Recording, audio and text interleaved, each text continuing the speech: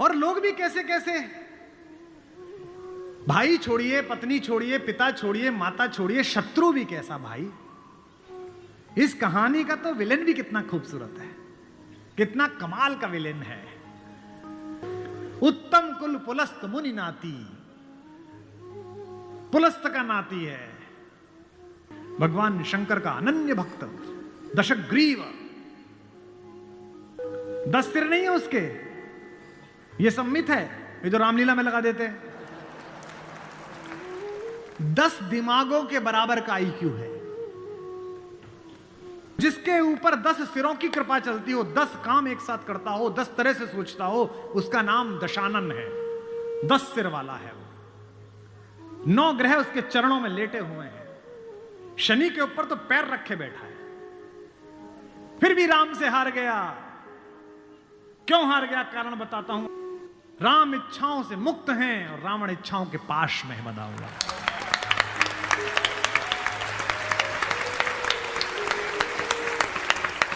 फिर जागना कि रावण मनुष्यों पर राज्य करता है, राम मनुष्यता पर राज्य करते हैं।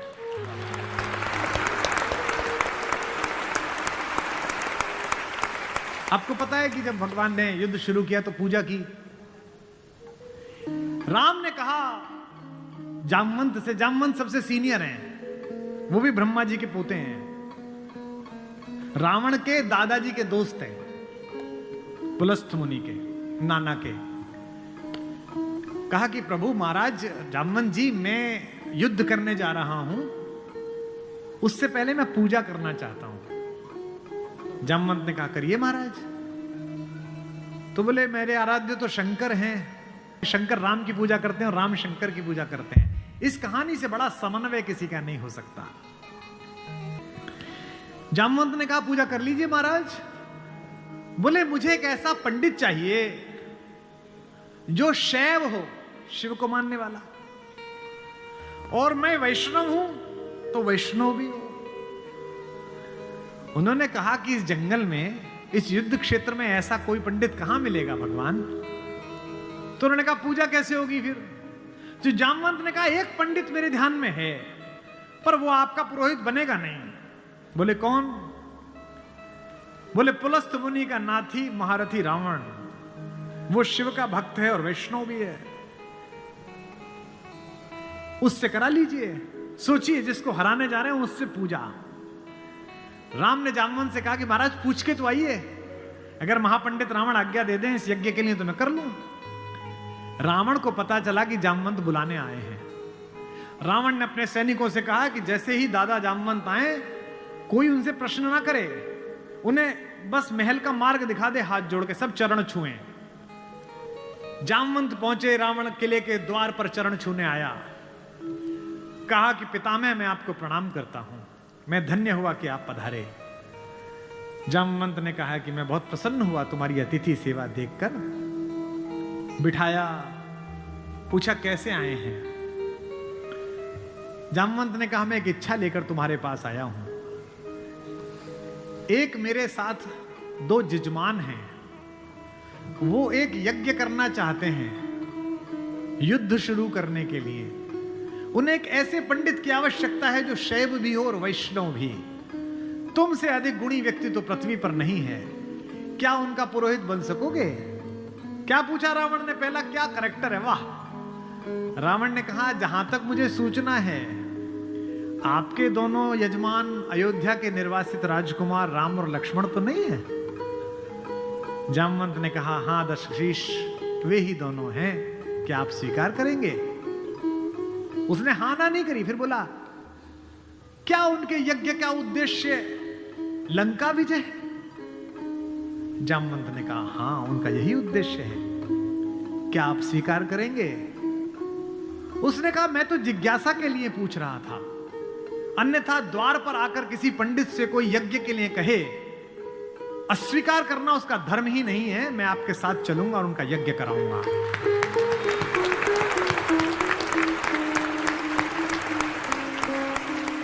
जामवंत ने कहा कि क्या मुहूर्त निकला। उसने नवग्रहों को बुलाया, बोले इधर बैठ, तू इधर बैठ, तू इधर बैठ। वो तो अपने ही हाथ में था, तू मिनिस्टर ऑफ स्टेट, तू फुल कैबिनेट। बता कितने बजे? बोले जी सुबह 5:30 बजे ब्रह्म मुहूर्त में, जिसमें हम पैदा हुए। तो उसने कहा ठीक है, 5:30 बजे का मुहूर्त निकला, मैं 5 बजे आ जाऊंगा। जामवंत ने कहा आचार्य हो गया अब तो रावण, आचार्य पूजा के लिए क्या व्यवस्था करनी है, क्या सामग्री लाऊं? उसने कहा आपके यजमान, मेरे यजमान जंगल में हैं, अगर यजमान के पास पूजन सामग्री ना हो तो पंडित का धर्म बनता है कि वो पूजन सामग्री लेके आए, तो मैं लेके आऊंगा। उसने अपने पुत्र मेघनाथ को जगाया, इंद्रजीत को, और कहा बेटा अशोक वाटिका जाओ, अशोक वाटिका जाओ और सीता से कहो मैं उसे मिलना चाहता हूं, एक विशेष प्रयोजन है। थोड़ी देर बाद खुद पहुंचा और कहा सीते, तुम्हारा पति राम लंका विजय का यज्ञ कर रहा है, उसके पास पुरोहित नहीं है, कल सुबह मैं उसका पुरोहित बनूंगा, लेकिन एक विवाहित व्यक्ति की पूजा अधूरी है अगर उसकी पत्नी उसके पार्श्व में ना बैठे।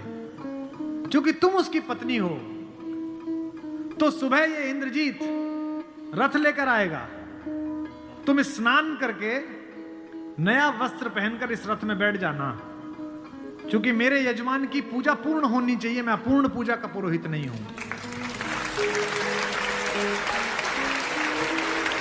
और कहा कि तुम्हारी लंका से मुक्ति केवल पूजा तक की है, पूजा होते ही उठना और इसी रथ में वापस बैठकर अशोक वाटिका में आ जाना। क्या तो सीता, क्या राम और क्या रावण, क्या कहानी है ये। सुबह यही हुआ, शिवलिंग की स्थापना हुई, बालुका की मृत्यु से एक विग्रह बनाया राम ने अपने ओजस्वी हाथों से। राम आजानुबाहु हैं, घुटने तक हाथ आते हैं उनके, ये पुरुषोत्तम का लक्षण है। महाराणा कुंभा वे भी आजानुबाहु थे। कभी कुंभलगढ़ के किले में जाइए, 3 फीट का शिवलिंग है, नीचे बैठ के अपने ही हाथ से लोटे से रुद्राभिषेक करते थे बिना उठे। वे भी सूर्यवंशी थे, राम आजानुबाहु थे।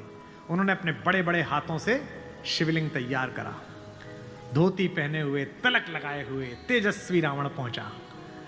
राम और लक्ष्मण ने आसन से खड़े होकर अपने पुरोहित को प्रणाम करा। आचार्य, मैं दशरथ का पुत्र राम अपने छोटे भाई लक्ष्मण के साथ आपको प्रणाम करता हूं। दोनों ने पैर छुए रावण के और कहा कि आचार्य आसन ग्रहण करिए। आचार्य ने पूजन प्रारंभ किया। ओम गणपति गंगावाय। अब ये कि पत्नी कहां से आए? आचार्य ने पूछा राम से। मेरे यजमान विवाहित है? राम ने कहा हाँ आचार्य मैं विवाहित हूं। अपनी धर्म पत्नी से कहिए कि वो आपके पार्श्व में आकर बैठे। राम ने कहा आचार्य मेरी धर्म पत्नी मेरे साथ नहीं है। तो जामवंत ने कहा आचार्य पूजा कैसे होगी? बोले पितामह मैंने आपसे कहा था कि किसी यजमान के पास अगर सामग्री किसी भी तरह की पूरी ना हो, कोई व्यवस्था पूरी ना हो, तो आचार्य का धर्म है कि वो पूरी व्यवस्था बना के लाए। बेटा इंद्रजीत, यजमान की पत्नी को उनके पार्श्व में स्थापित करो। अपहरण गई हुई मां हमारी जगत जननी भारतेश्वरी पार्श्व में बैठी। पूजन प्रारंभ हुआ, सारी अर्चना हुई और पूजन के बाद रावण ने कहा कि मैं आप दोनों यजमानों को आशीर्वाद देता हूं कि आप दोनों जिस संकल्प के कारण ये पूजा कर रहे हैं, आज सारे देवता उपस्थित होकर आपके संकल्प को पूर्ण करें। मैं आशीर्वाद देता हूं। हमारे गांव में गीत गाया जाता था, बना पुरोहित रामचंद्र का जय का वर दे आया। जब चलने लगे तो राम ने पूछा, बोले आचार्य दक्षिणा? तो आचार्य हंसा।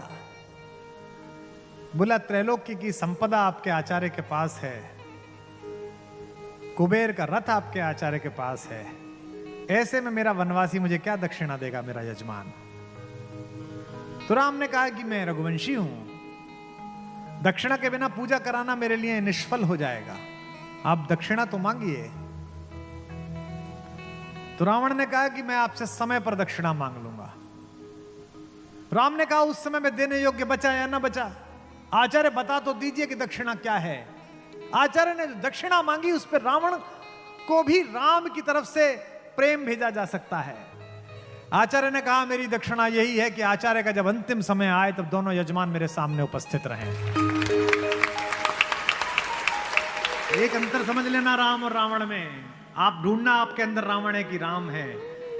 राम के पास जो है वो पर्याप्त है और रावण को जो प्राप्त है वो पर्याप्त नहीं है।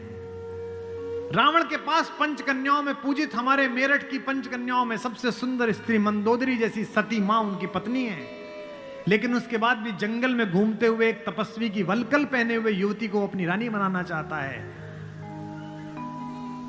लेकिन युद्ध के आखिरी दिन जब रावण पड़ा हुआ है, नीचे निश्चेष्ट उसका शव पड़ा हुआ है, तो मंदोदरी ने विलाप करने के बाद पूछा वो कहां गया जिसने इसे मारा? लोगों ने कहा वहां बैठा। समुद्र के किनारे शाम ढल रही है, सूरज डूबने वाला है और रघुवंशी राम उदास एक पत्थर पर बैठे हुए कि इतना रक्तपात क्यों हुआ, दुखी है राम लाशों को देखकर।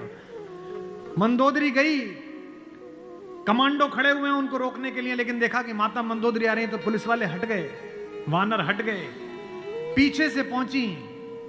चिंताग्रस्त राम ने अचानक एक स्त्री की छाया देखी जो पैर के आसपास आ रही है। राम सचेत होकर उठे और पलटकर कहा कि देवी मैं आपको प्रणाम करता हूं, इस निर्जन रण क्षेत्र में आप कौन हैं? मंदोदरी ने कहा हे राम, मैं रावण की दुर्भाग्यशाली पत्नी मंदोदरी हूं। राम ने कहा मां मैं आपसे क्षमा चाहता हूं, आपका पति बड़ा तेजस्वी था, महाज्ञानी था, उच्च कुल में पैदा हुआ था, ब्रह्मा का वंशज था, लेकिन उसने अनीति की थी इसलिए मुझे उसको मारना पड़ा। मैं आपके इस शोक के लिए क्षमा चाहता हूं। मंदोदरी ने कहा मैं इसलिए नहीं आई कि मैं तुम्हें कोसूं। राम ने पूछा फिर किस लिए आई मां? मंदोदरी ने कहा मैं देखने आई थी कि जिसने पूरी दुनिया पराजित कर दी, जिसने तेरे पूर्वज मानधाता तक को स्वर्ग में जाके चुनौती दे दी, जो कुबेर को कालर से पकड़ के नीचे ले आया, उस महापराक्रमी को हराया किसने? ऐसा उसमें क्या है जो मेरे पति में नहीं था? तो राम ने पूछा कि मां आपको पता चला क्या है? बोले हां पता चल गया, आने से पहले ही पता चल गया। राम ने पूछा क्या अंतर है? बोले राम एक मेरा पति था जो मेरी जैसी सुदर्शना होते हुए भी तेरी पत्नी चाहता था, एक तू है कि पीठ पर से भी परिस्त्री की छाया पड़ी है तो उठकर खड़ा हो गया है, ये उसमें तुझ में अंतर है।